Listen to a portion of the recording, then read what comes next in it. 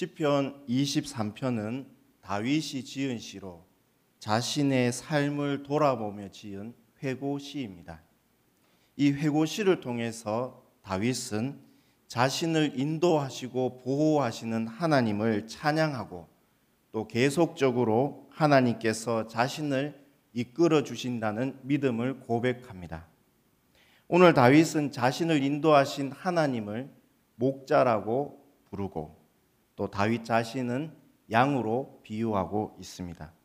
오늘 말씀을 통해 두 가지를 보려고 합니다. 첫 번째는 하나님께서 다윗에게 목자로서 그를 어떻게 인도하셨는가와 또 두 번째로 이 다윗의 고백이 오늘 21세기를 살아가고 있는 우리가 얼마나 이 고백을 누리며 살아가고 있는지를 살펴보려고 합니다. 먼저 시편 23편의 1절은 여호와는 나의 목자시니라는 구절로 되어 있는데 여호와 하나님은 어떤 분이신지를 알아보겠습니다.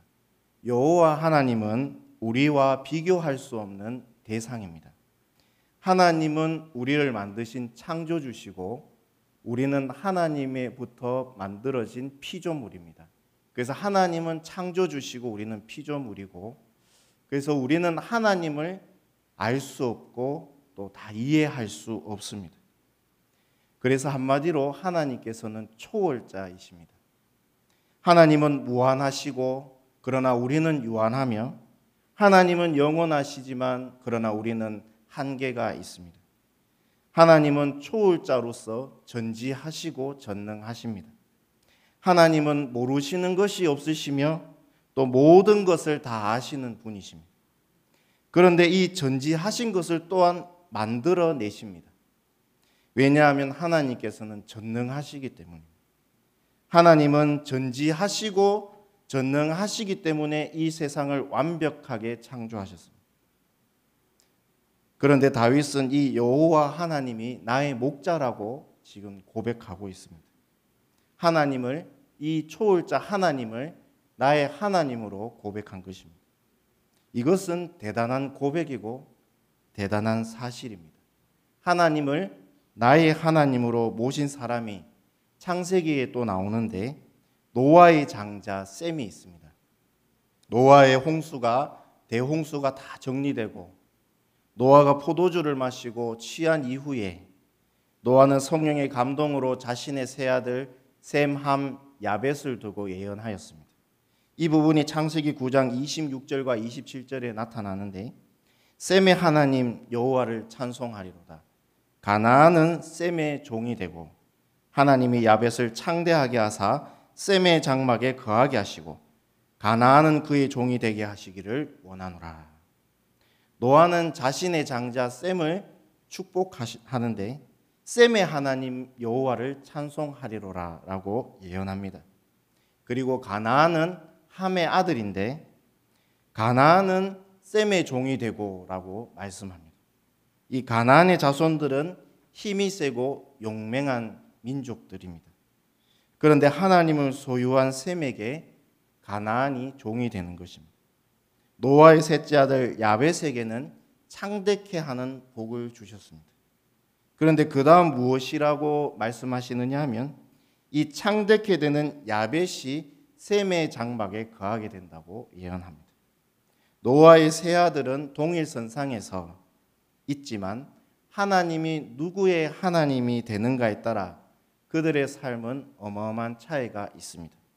그런데 다윗이 여호와는 나의 목자라고 지금 고백하고 있는 것입니다. 본문 1절에 여호와는 나의 목자시니 내게 부족함이 없으리로다.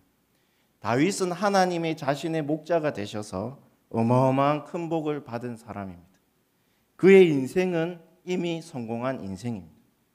그리고 그 하나님이 나의 목자가 되시니라고 말한 다음에 그 다음 무엇이라고 고백하느냐 하면 부족함이 없으리로다 라고 고백합니다. 히브리 원어에서는 절대로라고 이 부정어가 들어가는데 절대로 부족함이 없으리로다. 다윗의 고백은 확고합니다. 여호와께서 내 삶의 목자가 되어 주셔서 자신의 삶을 회고해 보니까 자신의 삶 가운데 절대로 결핍되거나 부족함이 없었다라고 확고하게 고백하고 있습니다. 사람이 나의 목자가 아니고 초월자 되신 하나님이 내 목자가 되어 주시니까 내 삶의 부족함이 전혀 없다라고 확고하게 고백하고 있는 것입니다. 그렇다면 여호와 하나님은 다윗을 어떻게 인도하셨을까요? 먼저는 푸른 풀밭과 쉴만한 물가입니다. 본문 2절에 보면 그가 나를 푸른 풀밭에 누이시며 쉴만한 물가로 인도하시는도다. 우리가 살아가는 이 세상은 참 험한 세상입니다. 다윗은 목동으로 집에 있는 양들을 돌볼 때에 이 양들을 해치고 잡아먹으려고 오는 여러 맹수들을 만나게 되었습니다. 집채만한 사나운 곰을 만난 적도 있고, 또 동물의 왕 사자를 만난 적도 있고, 또 호심탐탐 조직적으로 지능적으로 양을 노리는 늑대 떼무리들을 만난 적도 있었습니다. 이 세상은 이런 맹수들로 우글우글거리는 아주 험한 세상입니다. 그런데 목자 되시는 하나님은 이 험한 세상 가운데서 다윗을 어디로 인도하셨는가 하면 맹수가 없는 푸른 풀밭, 쉴만한 물가로 안식처를 마련하시고 그곳으로 인도하셨습니다. 푸른 풀밭은 아주 부드러운 풀들이 자라난 그런 목초지입니다. 먹으면은 이 풀을 먹으면 소화가 잘 되고 아주 좋은 풀인데 하나님께서 이 험한 세상 살아갈 때 다윗을 이 푸른 풀밭으로 맹수가 없는 곳으로 맹수들 신경 쓰지 않는 푸른 풀밭으로 인도하여 주신 것입니다. 그리고 이 양이라는 동물은 절대로 누워서 자는 동물이 아니고 앉아서 자는 동물입니다. 그런데 하나님께서 다윗을 얼마나 평안케 해주셨는지 이 험한 세상 살아갈 때 풀밭에 누이시도록 평안함으로 인도하여 주셨습니다. 그리고 쉴만한 물가로 인도해 주셨습니다. 하나님은 이 험한 세상 살아갈 때 다윗에게 또한 이런 일들을 하셨는데 본문 3절에 보면 내 영혼을 소생시키시고 자기 이름을 위하여 의의 길로 인도하시는도다. 소생은 회복입니다. 영혼을 회복시키셨습니다. 이 세상이 얼마나 험한지 세찬 파도가 몰아치고 길을 걸어가다가 많은 이렇게 어려운 일들을 만나는데 이 다윗의 마음이 두들겨 맞아서 구부러지고 또 찢겨지고 다치고 또 그런 어떤 분위기들을 보면서 위축된 마음을 들고 이런 마음들을 하나님께서 다 회복시켜 주셨다는 것입니다. 그리고 목자 되신 하나님은 이 다윗을 의의 길로 인도해 주셨는데 이 의의 길은 좁고 어려운 오솔길을 의미합니다. 그러니까 많은 사람들은 가기 쉬운 길로 멸망의 길로 넓은 길로 가게 되는데 다윗도 그런 유혹들을 받았을 수도 있습니다. 그런데 여기서 인도하시도다는 앞장서서 인도하시도라는 의미입니다. 하나님께서 다윗 앞에 먼저 가셔서 다윗이 하나님을 보도록 이 길로 가야 된다라고 하나님께서 몸소 앞장서셔서 그 의의 길로 좁고 험한 오솔길 그러나 의의 길로 구원하는 길로 다윗을 인도하여 주셨습니다. 그리고 하나님께서는 이 푸른 풀밭, 맑은 시냇물, 쉴만한 물가로도 인도하셨지만 또 하나님은 다윗을 사랑하셔서 사망의 음침한 골짜기를 걸어가도록 또 허락하여 주셨습니다. 본문 4절에 보면 내가 사망의 음침한 골짜기로 다닐지라도 해를 두려워하지 않을 것은 주께서 나와 함께 하심이라. 주의 지팡이와 막대기가 나를 안위하시나이다. 하나님은 목자로서 다윗을 사망의 음침한 골짜기로도 인도하셨습니다. 이 사망의 음침한 골짜기는 고난입니다.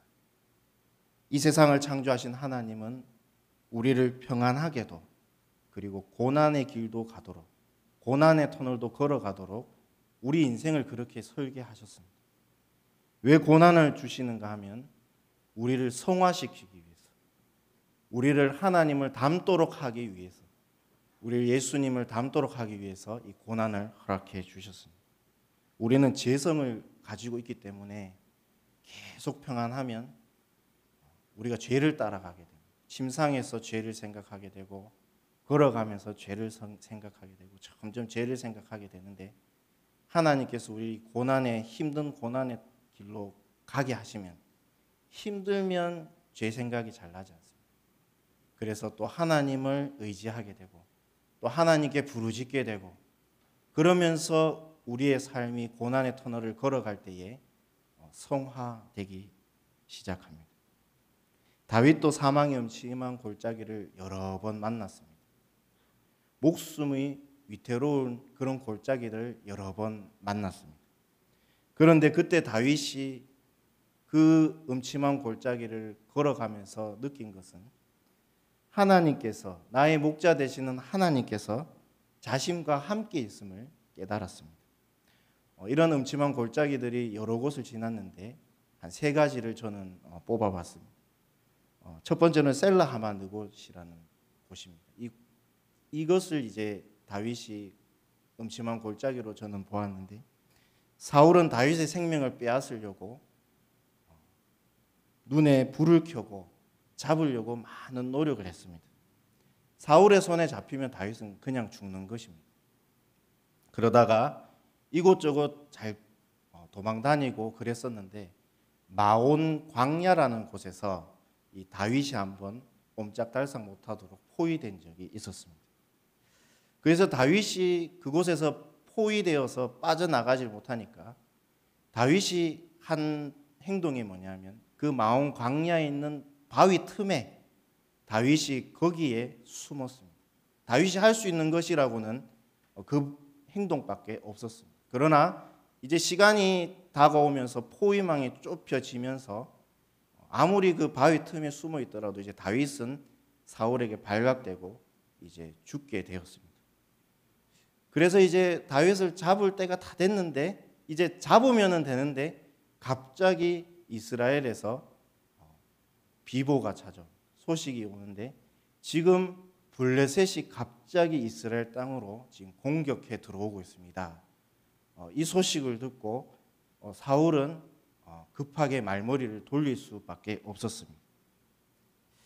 그래서 다윗이 그 바위 틈에 숨어 있었던 그 장소를 피신하는 바위라 해서 셀라 하마느곳이라고 이렇게 불렀습니다. 다윗이 왕이 되고 한 번씩 그 셀라 하마느곳을 지나갈 때마다 그때 내가 포위망에 갇혀서 사울 왕에게 죽을 수밖에 없었지만 하나님께서 블레셋을 사용하셔서 나를 구원해 주셨다라는 것을 회고했었을 것입니다. 두 번째로 다윗의 사망의 음침한 골짜기는 블레셋 땅이었습니다. 다윗이 사울에게 도망다니면서 심신이 많이 지쳤습니다. 그래서 그렇게 하면 안 되는데 이스라엘의 원수 블레셋 땅으로 이 다윗이 도망가게 되었습니다. 그러면 이제 사울 왕이 거기까지는 손을 못 끼치기 때문에 블레셋 땅으로 들어갔는데, 근데 여기서 다윗이 블레셋 아기스 왕의 인정을 또 받게 됩니다. 그래서 그렇게 지내다가 블레셋 군과 이스라엘 군이 이 길보아 산에서 이제 전투를 벌이려고 하는데 이것을 이제 준비하는 것입니다. 이 길보아 산 전투에서 이 사울왕과 사울왕의 세 아들이 다 죽습니다. 다 전사하는 그런 치열하고 또 이스라엘에겐 치욕적인 전쟁터인데 이곳을 이제 아기스 왕이 다윗을 데리고 가려고 하는 것입니다. 그래서 다윗은 이제 블레셋 군으로 참전하게 되면 이스라엘의 역적이 되기 때문에 이스라엘 땅에 이제 갈 수도 없고 이제 앞으로는 이스라엘 왕으로도 세워질 수도 없는 것입니다. 그래서 다윗이 참전 안 할 수도 없고 그렇다고 참전할 수도 없고 이런 진퇴양난에 빠져 있을 때에 블레셋 방백들이 아기스 왕에게 이 작전 회의를 하면서 다윗을 내가 이제 데리고 가겠다. 다윗은 유능하고 충성스러운 내 신하기 때문에 이번 길보아산 전투에 내가 데리고 가겠다라고 이야기했을 때 블레셋 방백들이 펄쩍펄쩍 뛰면서 다윗은 골리앗을 죽인 사람이고 그리고 이스라엘에서는 사울은 천천히요 다윗은 만만이라고 그렇게 인정하는 장수인데 어떻게 데리고 갑니까? 그러면서 아기스 왕에게 화를 내면서 끝까지 반대를 했습니다. 그래서 결국에는 이 블레셋 군으로 다윗이 참전하지 않고 다행히 그 진퇴양난 속에서 빠져나왔습니다. 이것도 하나님께서 다윗을 이 진퇴양난 속에서 이러지도 못하고 저러지도 못하는 상황 가운데 다윗을 구원해 주셨습니다. 이제 세 번째로 다윗의 음침한 사망의 음침한 골짜기를 이제 압살롬의 반역입니다.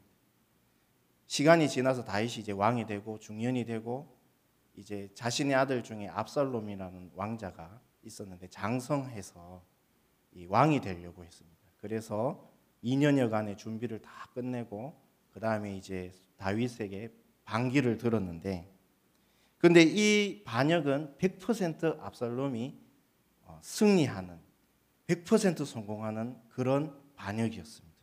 그 이유는 이 압살롬에게는 이스라엘의 최고의 모사 아히도벨이 있었기 때문입니다. 사무엘하 16장에서는 아히도벨의 이 계략을 어떻게 설명하는가 하면 마치 하나님께 물어서 받은 말씀과 같은 것이다. 이 아히도벨의 계략이 그렇다는 것입니다. 그러니까 아히도벨이 내놓는 이 계략은 신출귀몰하고 어떤 상황에서도 아히도벨이 내놓는 이 계략으로 하면 무조건 전쟁은 승리하는 것입니다. 그래서 이 천재모사 아히도벨이 반역한 이 천재모사 아히도벨이 이 반역한 압살롬에게 지금 있는 것입니다. 반역을 성공적으로 시작한 압살롬에게 모사 아히도벨은 저에게 12,000명만 주시면 지금 도망간 다윗을 잡겠습니다. 왜냐하면 지금 다윗과 다윗 무리들은 도망갔지만 광야 나루터에 지금 있을 것입니다. 이렇게 건의를 했는데 정말 아히도벨의 생각대로 다윗과 다윗의 무리들이 피신을 급하게 했는데 이 요단강을 건너지 못하고 광야 나루터에 머물고 있었던 것입니다. 이 계략이 만약에 압살롬이 받아들여지게 되면 100% 다윗과 다윗의 무리들은 군대는 이제 몰살당하게 되는 것입니다. 그런데 이때 하나님께서 갑자기 다윗의 친구 후세를 압살롬에게 보내셔가지고 이 후세도 이 압살롬이 물어보지도 않는 상황인데 압살롬이 후세에게 물어봅니다. 너는 어떻게 생각하느냐? 이러니까 이 후세가 다윗과 그의 무리들은 전쟁을 치러본 사람들입니다. 그래서 전쟁에 능하기 때문에 지금 나루터에 없습니다. 그렇게 하지 마시고 오히려 군사들을 더 모으십시오. 이렇게 시간을 벌어주는 다윗을 살려주는 이 계략을 압살롬에게 이야기합니다.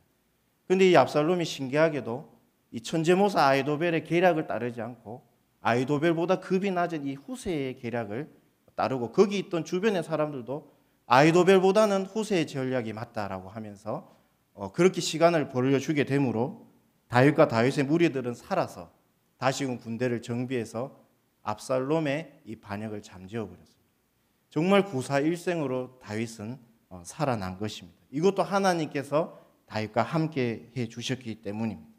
하나님은 다윗이 사망의 음침한 골짜기를 지나갈 때도 해를 당하지 않게 보호해 주셨고 다윗이 그것을 너무나 잘 알았습니다.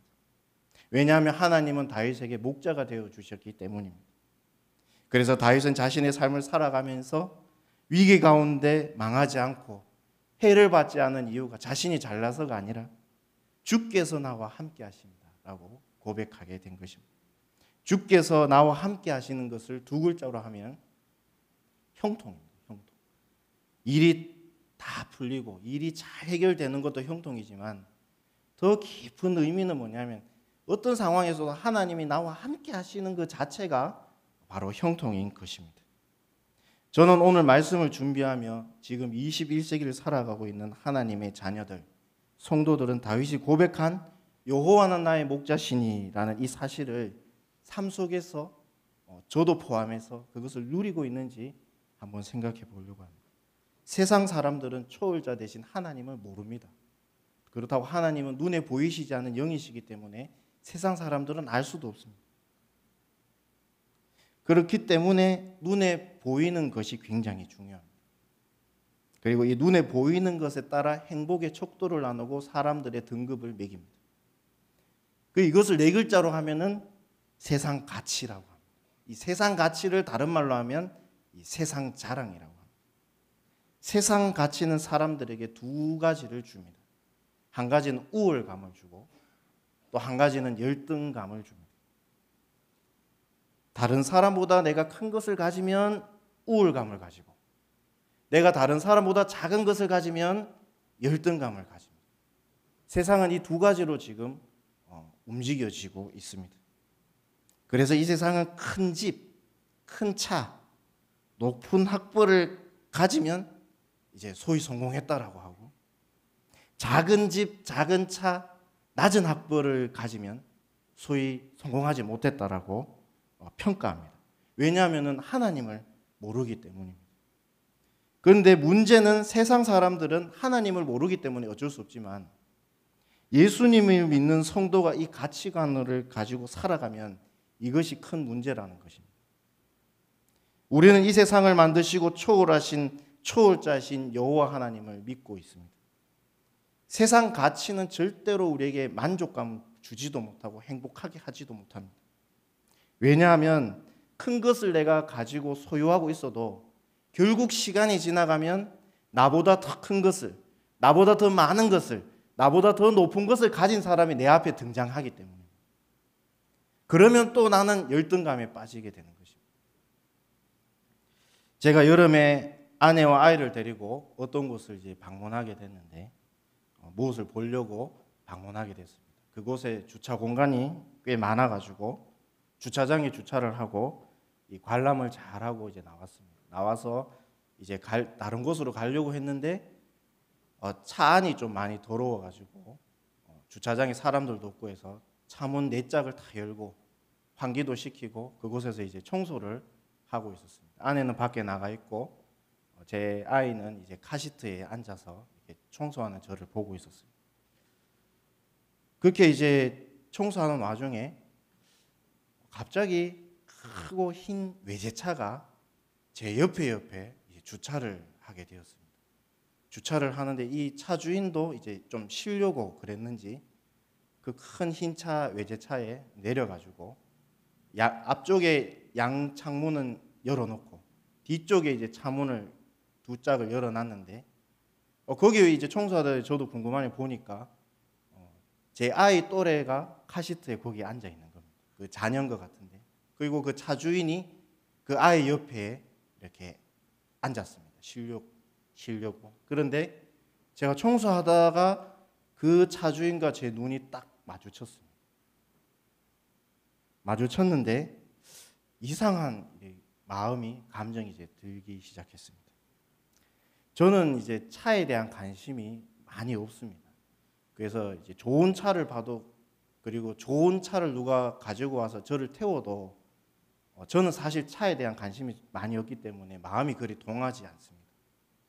그런데 그 차 주인과 제가 눈이 탁 마주쳤는데 익숙하지 않은 거의 처음으로 겪는 그런 마음이 제 마음에 불쑥 들어왔습니다. 그게 이제 뭐냐면 위축된 마음이었습니다. 제 아이가 뒷자리에 카시트에 앉아 있고 저 큰 외제차에는 제 아이 또래 아이가 그 카시트에 앉아 있는 것입니다. 그 장면을 딱 보니까 내 아이가 타고 있는 이 차가 저 차보다 작네. 내 차가 저 차보다 좋지 않네. 왜냐하면 저는 소형 중고차를 지금 10년 이상 된 차를 타고 있었는데 한 번도 저는 그렇게 아쉬움이 없었는데 그 상황에서 그런 마음이 불쑥 들어오게 되었습니다. 그러자 저는 이제 빨리 문을 닫고 아내에게 타라 하고 그래서 시동을 걸고 그 주차장을 빨리 나가버렸습니다.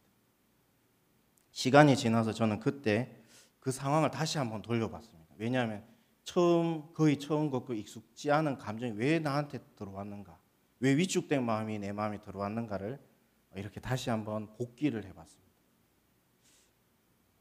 답은 그것입니다. 제가 하나님을 믿는다 하지만 제 아이 또래가 타고 있는 외제차를 보면서 순간 세상 가치로 그 차를 보고 제 차를 본 것입니다. 그것을 이제 생각하면서 저는 제 자신을 막 꾸짖었습니다. 야, 홍경이, 너 정신 안 차리나? 네가 세상 사람이라. 네가 왜 네 차 작은데 큰 차 본다고 네 마음이 위축되노? 홍경이, 너 정신 안 차리나? 하면서 제가 제 자신을 이렇게 책찍질을 했습니다. 그래서 제가 한번 생각하면서 그 상황들을 돌아보면서 내가 참 많이 어리석었다, 그런 생각을 했습니다.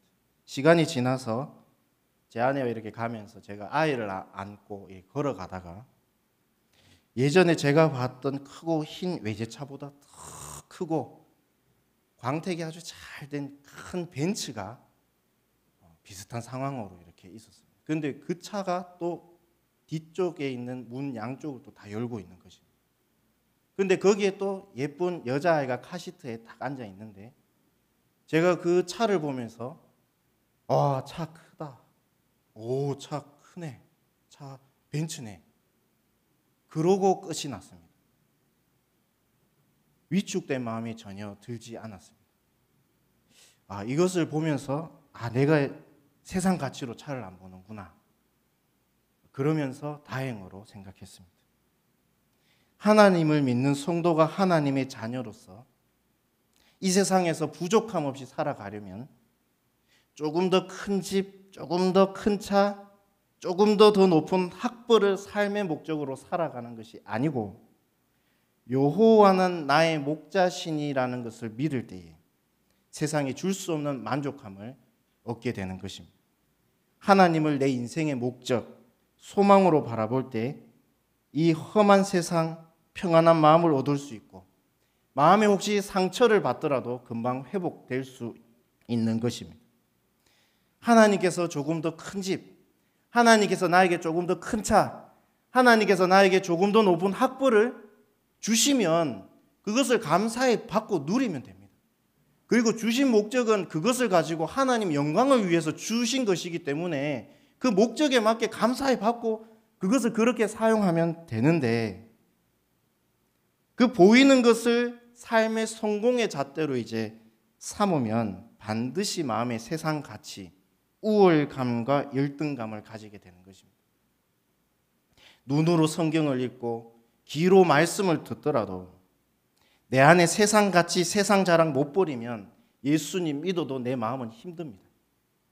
교회에서 예배 드리고 은혜 받아도 내 가치관이 바뀌지 않으면 교회 밖에서 언제나 우월감과 열등감이 교차하며 주 안에서 주시는 은혜와 평안을 쏟아버리고 그것을 누리지 못하는 것입니다. 다윗은 어려운 일이 있을 때마다 시편을 보면서 하나님께 나의 하나님이여, 나의 하나님이여 라고 이렇게 고백을 했습니다. 다윗은 사망의 음침한 골짜기를 지나가도 해를 두려워하지 않는 것은 주께서 나와 함께 하심이 때문이라고 당당하게 고백합니다. 신약에서 사도 바울 또한 자신의 삶을 돌아보면서 이런 말을 빌립보 교회 성도들에게 말합니다. 빌립보서 4장 12절과 13절에 보면 나는 비천에 처할 줄도 알고 풍부에 처할 줄도 알아. 모든 일 곧 배부름과 배고픔과 풍부와 궁핍에도 처할 줄 아는 일체의 비결을 배웠노라. 내게 능력 주시는 자 안에서 내가 모든 것을 할 수 있느니라. 답은 내게 능력 주시는 자 안에서입니다. 내가 하나님의 자녀로 사업을 할 때 소위 성공하며 살아갈 수도 있고, 내가 하나님의 자녀로 살아가면서 소위 성공하지 못하고 사업에 실패할 수도 있습니다. 내가 타는 차가 클 수도 있고, 내가 타는 차가 작을 수도 있고, 내가 사는 집의 평수가 클 수도 있고, 내가 사는 평수가 작을 수도 있습니다. 내 사랑하는 아이에게 좋은 브랜드로 형편이 넉넉해서 좋은 브랜드로 옷을 사 입힐 수도 있고, 내 형편이 녹록지 않아서 변변찮은 옷을 사랑하는 아이에게 옷을 입힐 수도 있습니다. 그러나 그것으로 우월감과 열등감을 가진다면 우리는 여호와는 나의 목자라는 이 사실을 제대로 누리지 못하고 살아가고 있는 것입니다. 눈에 보이는 것으로 평가하고 등급을 매기는 이 세상에서 우리는 발을 디디고 살아갑니다. 그래서 한 번씩 이런 착각을 할 수도 있고, 또 한 번씩 여호와는 나의 목자시라는 사실을 잊어버리고 살아갈 수도 있습니다. 그러나 중요한 것은 하나님의 자녀는 어떤 상황과 어떤 현실이 와도 나의 삶은 절대로 부족하지 않다라는 것입니다. 왜냐하면 초월자시고 나를 창조하신 하나님이 나의 하나님이시고 나의 목자시기 때문입니다. 마지막으로 여호와는 나의 목자라고 고백하는 성도에게 반드시 주시는 하나님의 은총이 있습니다. 여호와를 나의 목자라고 고백하고 믿는 성도에게는 하나님의 은총이 반드시 임합니다. 본문 6절에 내 평생의 선하심과 인자하심이 반드시 나를 따르리니 내가 여호와의 집에 영원히 살리로다. 바로 주의 선하심과 주의 인자하심입니다. 이 은총은 돈으로도 살 수 없고 이 세상에서는 발견할 수 없는 아주 귀한 은총입니다. 그런데 여호와는 나의 목자라고 고백하는 성도에게, 여호와는 나의 목자라고 믿는 성도에게는 이 주의 선하심과 인자하심이 반드시 평생 동안 다윗처럼 따르게 된다는 사실입니다. 이것을 다윗이 삶을 살아가면서 체험한 은총이고 이것을 우리에게 고백하고 있는 것입니다.